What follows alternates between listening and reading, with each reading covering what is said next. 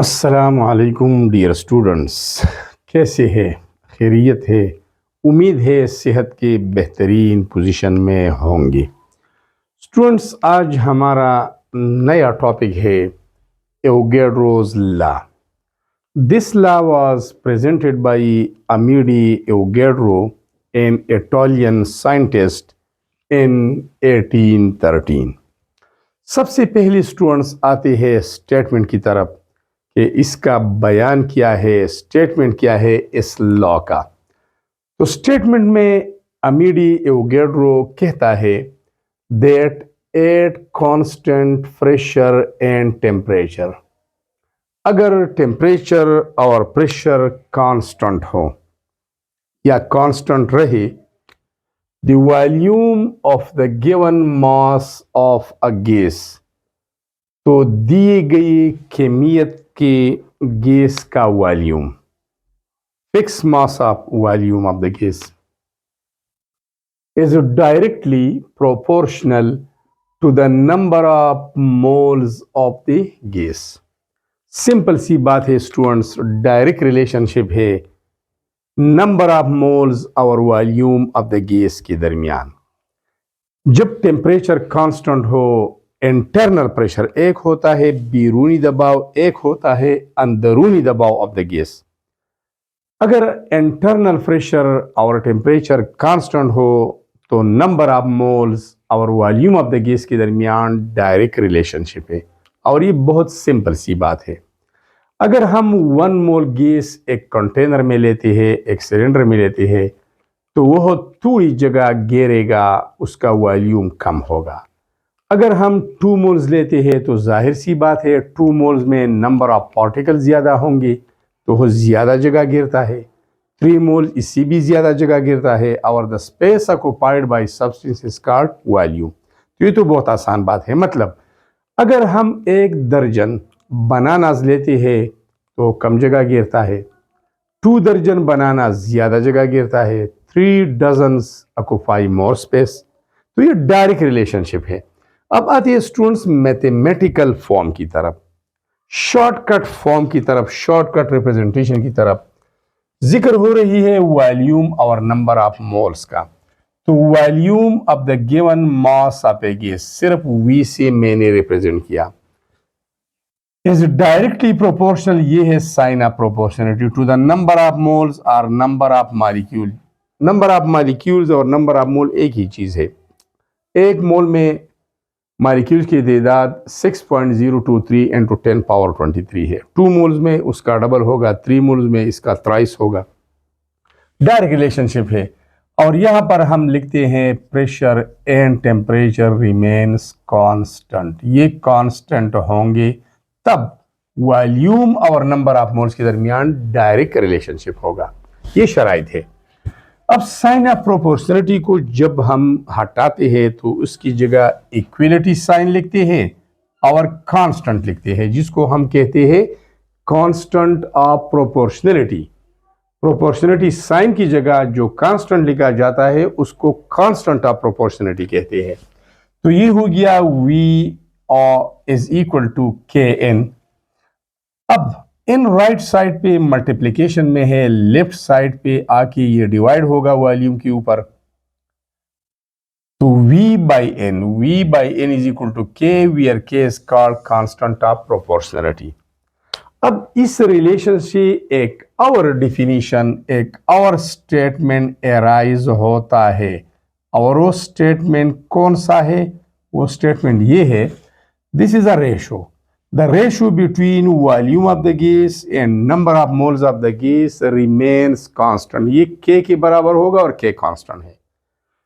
तो अब ये वाला स्टेटमेंट भी एराइज हो गया। तो हम इस तरह भी स्टेटमेंट लिख सकते हैं that the ratio between volume of the gas to the moles of the gas remains constant। ये K के बराबर होगा, ये कांस्टेंट रहेगा। ठीक है स्टूडेंट्स। अब अगर हमारे पास गैसेस है, एक गैस है और हमने इसको एक सिलेंडर में लिया है, क्योंकि गैस ओपन कंटेनर से बाहर निकलती है, एस्केप कर जाते हैं, तो इसको हम क्लोज कंटेनर में लेते हैं। अगर इनिशियली इसका वॉल्यूम V1 हम लेते हैं और इसके नंबर ऑफ मोल्स N1 हम लेते हैं, फॉर एग्जांपल हमारे पास number of moles of gas है 1 मोल, हमने 1 मोल गैस ले लिया, ठीक है, और इसका वॉल्यूम है 2 सेंटीमीटर क्यूब। तो for initial states we write 1 V1 and N1 is equal to K V1 by N1 is equal to constant, इसकी रेशो कांस्टेंट आएगा। फॉर फाइनल स्टेट्स, अब अगर हम नंबर ऑफ मोल चेंज करते हैं, बढ़ाते हैं 2 मोल 3 मोल 4 मोल, तो वॉल्यूम भी बढ़ेगा, वॉल्यूम भी चेंज होगा। तो फाइनल स्टेट्स के लिए हम लिखते हैं V2 by N2, V2 by N2 is equal to constant. अब इसका मतलब ये है जब V1 बाई N1 इसकी वैल्यू भी कांस्टेंट है, V2 बाई N2 इसकी वैल्यू भी कांस्टेंट है, तो ये दोनों एक दूसरे के बराबर होंगे। So V1 by N1 is equal to V2 by N2। ये दोनों कैसे बराबर होंगे या इन दोनों का रेशो कैसे कांस्टेंट आता है, यहां पर एक एग्जांपल है। स्टूडेंट देखिए, ये हमारे पास एक सिलेंडर है, मैंने लिया है 1 mole of gas, so N1 initial number of moles of the gas is equal to 1 mole, और मैंने इसको सिर्फ ये 2 मॉलिक्यूल से रिप्रेजेंट किया है आपके समझाने के लिए। तो ये थोड़ा जगह गिरेगा, इसका वॉल्यूम कम होगा, इसका एरिया कम होगा। यहाँ पर इसका वॉल्यूम है 2 सेंटीमीटर क्यूब जो कि इनिशियल वॉल्यूम है, इसको हम रिप्रेजेंट करते हैं V1 से, ठीक है स्टूडेंट्स। अब इसका रेशो निकाले V1 बाई N1 जो यहाँ पर है V1 by N1। V1 initial volume है 2 सेंटीमीटर क्यूब, यहाँ मैंने लिखा है। N1 initial number of moles है 1 मोल, तो 2 को 1 पे डिवाइड करें 2 आंसर आएगा। सेंटीमीटर क्यूब ऊपर है, मोल ऊपर जाएंगे डिवीजन से, तो इसका पावर इनवर्स होगा। तो V1 बाई N1 मतलब इनिशियल वॉल्यूम और इनिशियल नंबर ऑफ मोल्स का रेशो है 2 सेंटीमीटर क्यूब पर मोल। ये एक कांस्टेंट होगी। अब हम ऐसा करते हैं कि एक और मोल ऐड करते हैं गैस का इसी कंटेनर में, तो नंबर ऑफ मोल्स अब चेंज होगा, तो नंबर ऑफ मोल्स क्या होंगी, N2 इज इक्वल टू 2 मोल। यहां पर इनिशियल मोल्स थे 1 मोल, 1 मोल गैस और ऐड किया गया तो 2 मोल्स हो गई। अब वॉल्यूम भी बढ़ेगा, जब नंबर ऑफ मोल्स बढ़ता है तो इन दोनों का तो डायरेक्ट रिलेशनशिप है। 2 मोल्स ऑफ गैस आपको 5 मोर स्पेस, तो वॉल्यूम 2 से बढ़कर 4 सेंटीमीटर हो जाएगा। अब इसका रेशो ले लें, final volume of the gas to final number of moles of the gas V2 by N2।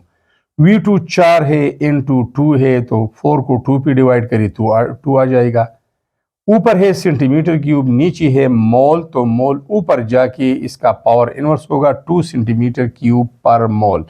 तो दोनों का रिजल्ट सेम है, दोनों की वैल्यू कांस्टेंट है। दोनों की वैल्यू क्या रहती है, कांस्टेंट रहती है। अब स्टूडेंट्स एक और अहम बात की तरफ आते हैं, और वो अहम बात ये है कि काइनेटिक पार्टिकल थ्योरी। अब इसके लिए हम एक्सप्लेन करते हैं काइनेटिक पार्टिकल थ्योरी, इसको हम बोलते हैं काइनेटिक मॉलिक्यूलर थ्योरी भी हम कहते हैं, जिसको बर्नौली ने पेश किया था 1738 में। ये गैसेस की बिहेवियर को एक्सप्लेन करता है। इसका पहला पॉइंट ये है कि all gases are composed of very small invisible particles called molecules. तमाम गैसेस छोटे छोटे जर्रात से बने हैं, इतने छोटे हैं जो नज़र नहीं आ सकते, नज़र न आने वाली ज़र्रात, और उसको मॉलिक्यूल का नाम दिया गया है। दूसरा पॉइंट ये है कि molecules of the gas are in a state of constant random motion. Gas के मॉलिक्यूल आज़ादाना बेतरतीब हरकत करते हैं, इनके दरमियान क़ुव्वत कशिश इंतहाई कम बल्कि नेग्लिजिबल होता है, न होने के बराबर होता है। तो ईच मॉलिक्यूल्स बिहेव इंडिपेंडेंटली, हर मॉलिक्यूल एक आज़ादाना जिंदगी गुजारता है, जहां चाहे जा सकता है। दूसरा मॉलिक्यूल उसको नहीं रोकता, उसके साथ अट्रैक्शन उसका नहीं है। So molecules collide with each others and also with the walls of the container. ये गैस मॉलिक्यूल एक दूसरे से भी टकरा जाते हैं और वॉल्स ऑफ द कंटेनर से भी, और जब ये दीवारों के साथ टकराते हैं तो ये यूनिट एरिया पर फोर्स अप्लाई करते हैं। And this force per unit area is known as pressure of the gas. So इसका मतलब यह है कि pressure of the gas is equal to force per unit area, और इसको मैथमेटिकली हम ऐसा लिख सकते हैं। अब यहां पर रिलेशन देखिए, रिलेशन ये है कि जितना फोर्स ज्यादा होगा उतना प्रेशर ज्यादा होगा। फोर्स कब ज्यादा होगा? जब मॉलिक्यूल ज्यादा होंगे, जब नंबर ऑफ मोल ज्यादा होंगे।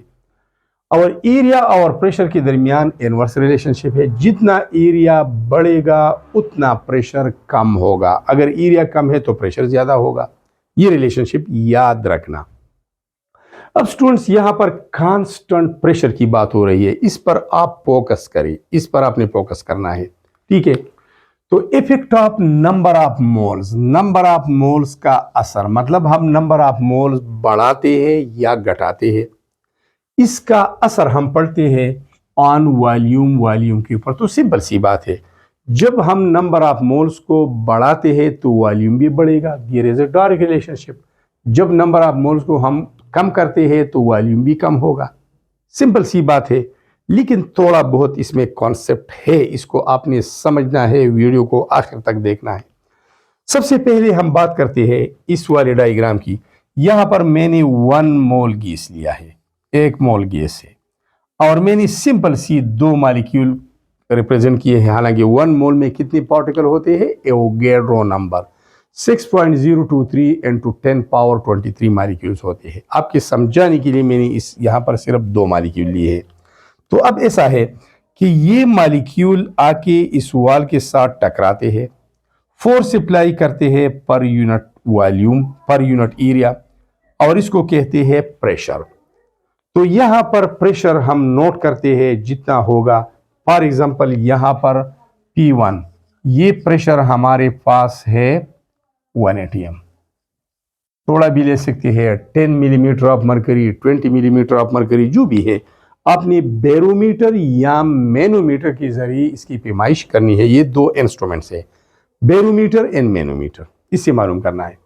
अब हम क्या करते हैं स्टूडेंट्स, ये एरिया आपने याद रखना है, ये एरिया है। यहां पर collision frequency, the number of collisions per second या per unit time is known as collision frequency. For example यहां पर 1 सेकंड में ये मॉलिक्यूल एक ही दफा इस वॉल के साथ टकरा जाता है।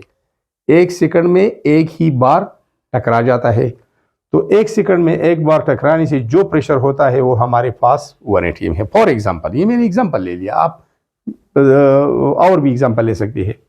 अब क्या करना है स्टूडेंट्स, मैंने इस कंटेनर को 1 और मोल ऑफ गैस ऐड करना है। तो टोटल नंबर ऑफ मोल्स अब कितनी हो गई? 2। एरिया मैं एज्यूम करता हूं वही एरिया है, वही एरिया है। तो 2 मोल्स अब उसी वॉल्यूम में आ गई। अब यहां देखिए, जब 2 मोल्स आ गई तो ये मॉलिक्यूल भी यहां फोर्स अप्लाई करता है पर यूनिट एरिया, और ये जो दूसरा मोल मैंने ऐड किया है उसकी मॉलिक्यूल भी टकरा जाते हैं।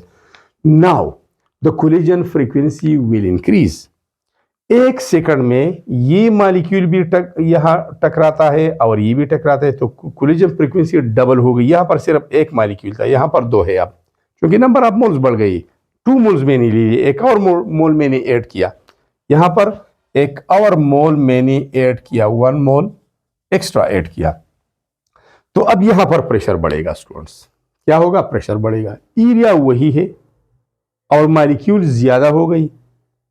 तो जब एरिया वही है, कांस्टेंट है, और नंबर ऑफ मॉलिक्यूल्स बढ़ गई, तो फोर्स पर यूनिट एरिया बढ़ेगा, और इस फोर्स पर यूनिट एरिया को हम प्रेशर कहते हैं, तो प्रेशर बढ़ेगा।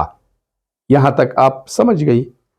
नंबर ऑफ मॉलिक्यूल्स के ऐड करने से, number of molecule number of मोल के बढ़ाने से टोटल नंबर ऑफ कोलिजन पर सेकंड बढ़ जाते हैं, जिससे प्रेशर बढ़ जाता है। लेकिन स्टूडेंट्स आपने इस एरिया को समझना है, एक कांस्टेंट प्रेशर। एवोगैड्रो कहता है कि प्रेशर कांस्टेंट रहेगा। तो प्रेशर कांस्टेंट रहने के लिए वॉल्यूम का बढ़ जाना जरूरी है। तो अब क्या होगा, ये वॉल्यूम बढ़ेगा। जब वॉल्यूम बढ़ेगा तो एरिया ज्यादा होगा। ये एरिया है, यहां पर ये एरिया था, ये वाला, ये एरिया ज्यादा होगा। जब एरिया बढ़ेगा तो प्रेशर कम होगा और ओरिजिनल जो प्रेशर था वही मेंटेन होगा। तो प्रेशर को कांस्टेंट रखने के लिए, प्रेशर ओरिजिनल प्रेशर को मेंटेन करने के लिए अब ये पिस्टन ऊपर जाएगा, वॉल्यूम बढ़ेगा।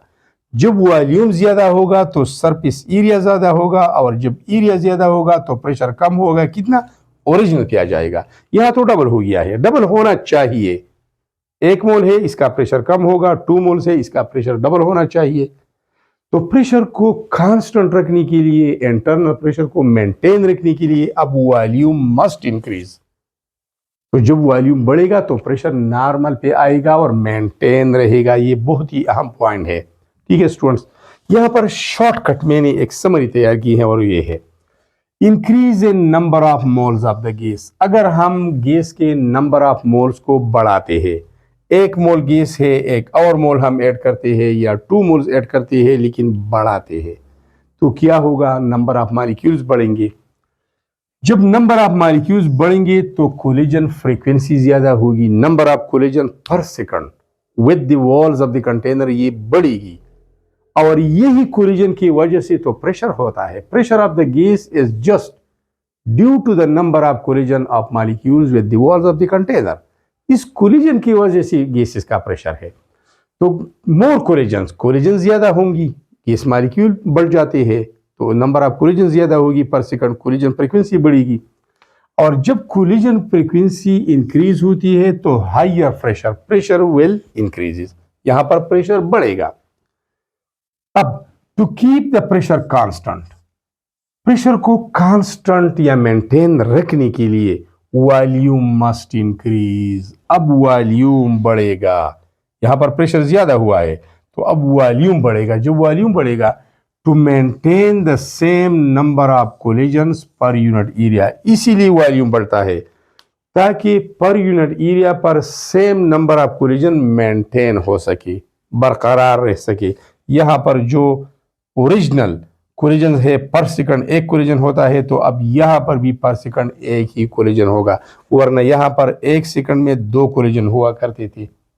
अगर वॉल्यूम नहीं बढ़ती तो यहां पर कोलिजन ज्यादा होते हैं और प्रेशर बढ़ता है, लेकिन अब वॉल्यूम ज्यादा होगा ताकि ओरिजिनल प्रेशर मेंटेन रहे। अब स्टूडेंट्स ये भी है, हम नंबर ऑफ मोल्स को कम भी कर सकते हैं। अगर एक गैस है, मैंने 1 मोल ले लिया है तो हाफ मोल में इनसे हटाता हूं, रिमूव करता हूं। तो जब मैं गैस को हटाता हूं नंबर ऑफ मोल्स कम पड़ जाते हैं, नंबर ऑफ मॉलिक्यूल्स कम होंगे। जब नंबर ऑफ मॉलिक्यूल्स कम होंगे तो नंबर ऑफ कोलिजन्स कम होंगे। जब नंबर ऑफ कोलिजन्स कम होंगे तो कोलिजन फ्रीक्वेंसी कम होगी। जब कोलिजन फ्रीक्वेंसी कम होगी तो प्रेशर डिक्रीज होगा, डिक्रीज इन प्रेशर आ जाएगा। लेकिन यहां पर कांस्टेंट प्रेशर का जिक्र है, तो प्रेशर को मेंटेन रखने के लिए अब volume will decrease, volume decrease होगा। जब वॉल्यूम डिक्रीज होगा तो सरफेस एरिया, ये एरिया कम होगा और जब एरिया कम होगा तो प्रेशर बढ़ेगा और ओरिजिनल पे पहुंच जाएगा और मेंटेन रहेगा। तो यहां पर ये भी है डिक्रीज इन मोल्स। अगर हम नंबर ऑफ मोल को डिक्रीज करते हैं, volume must decrease to maintain constant pressure. Constant pressure maintain करने के लिए वॉल्यूम डिक्रीज होगा। तो मोल्स डिक्रीज करने से वॉल्यूम डिक्रीज होता है, मोल्स इंक्रीज करने से वॉल्यूम इंक्रीज होता है। और यही हमें कहता है एवोगैड्रो लॉ कि volume of the given mass of A gas has direct relationship with number of moles of the gas. अब आ गई ना बात समझ में। अब स्टूडेंट्स कांस्टेंट टेम्परेचर की भी बात हो रही है, तो कांस्टेंट टेम्परेचर एंड प्रेशर ये समझते हैं। टेम्परेचर इंश्योर्स, टेम्परेचर कांस्टेंट रखना ये हमें यकीन दहानी कराता है। कैसे? अब यहां पर एक और बात है, kinetic energy it is directly proportional to absolute temperature. Absolute temperature का मतलब है Kelvin temperature. Temperature taken on Kelvin scale, this is called absolute temperature because Kelvin scale is called absolute scale। और absolute scale पर जो भी temperature हम major करते हैं उसको absolute temperature बोलते हैं। ठीक है स्टूडेंट्स, तो जब टेम्परेचर कांस्टेंट रहता है तो हर एक मॉलिक्यूल की काइनेटिक एनर्जी सेम होगी, क्योंकि काइनेटिक एनर्जी टेम्परेचर के ऊपर डिपेंड करता है। अगर यहां पर इस गैस का टेम्परेचर 10 डिग्री सी है तो इस मॉलिक्यूल की काइनेटिक एनर्जी टेम्परेचर के साथ डायरेक्ट रिलेशन रखती है। इसका मतलब ये है कि हर एक मालिक्यूल का काइनेटिक एनर्जी सेम होगा, बल्कि एवरेज काइनेटिक एनर्जी कह ले वो सेम होगा। Temperature ensures the kinetic energy of each particle और मालिक्यूल रिमेन्स द सेम। जब टेम्परेचर सेम होगा, कांस्टेंट होगा, तो हर मालिक्यूल की काइनेटिक एनर्जी वो सेम होगी। By adjusting the volume according to the number of particles, और इसी टेम्परेचर को मेंटेन रखने के लिए वॉल्यूम एडजस्ट होना पड़ेगा according to the number of particle. अगर पार्टिकल ज़्यादा होते हैं, हम मज़ीद एडिशन करते हैं गैस का, तो वॉल्यूम को बढ़ना होगा ताकि प्रेशर और टेम्परेचर मेंटेन या बरकरार रह सके। अगर हमने पार्टिकल डिक्रीज करने हैं, गैस को हटाना है, रिमूव करना है, तो फिर वॉल्यूम को डिक्रीज होना पड़ेगा ताकि कांस्टेंट प्रेशर और कांस्टेंट टेम्परेचर मेंटेन हो जाए। So students, these were all about the Avogadro law. Very simple है स्टूडेंट्स, बस यही आपने समझना है कि नंबर ऑफ मोल्स और वॉल्यूम का डायरेक्ट रिलेशनशिप है। Higher the number of moles, higher greater will be the volume, lower the number of moles, lower will be the volume. Thanks a lot for being with me.